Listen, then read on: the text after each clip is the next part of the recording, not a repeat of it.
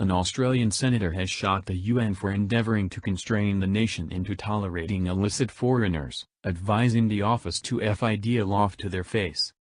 KAP Seantor for Queensland, Fraser Anning, told the UN Displaced Person Office that Australia won't open its fringes to unhindered movement. FreeSpeechTime.net reports, on a Facebook post that is installed down underneath Fraser Anning, the senator for Queensland encourages the legislature to cut all ties with the UN Refugee Agency, UNHCR. Australia, like some other sovereign state, has the privilege to guard itself and its fringes. Simply take a gander at the movement emergency in Europe. Australia ought to take an exercise from Europe's mix-ups. Free migration arrangement is a calamity.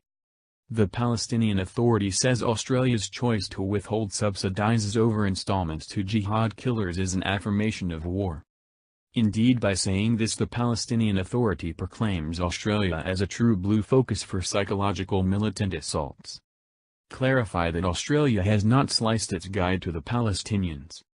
Julie Bishop, the Australia Minister for Foreign Affairs, has reported that the Australian government will suspend outside guide only to the Palestinian Authority but still help them by means of the UN.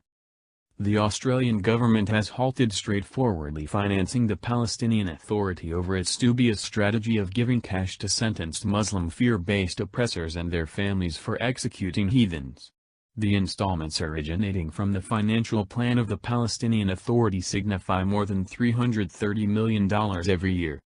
Consistently, Australia offers $45 million to the Palestinians.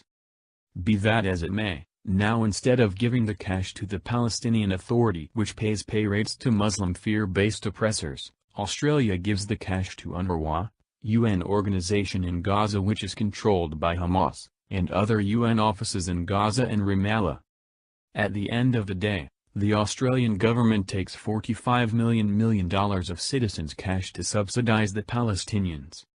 In the course of recent years, UN has discovered fear burrows burrowed under UNRWA schools. Amid the 2014 war in Gaza, the UN discovered rockets and rocket launchers covered up inside UNRWA schools. UNRWA's training program encourages youngsters to be suicide aircraft for the sake of Allah and wage a war of jihad against the West.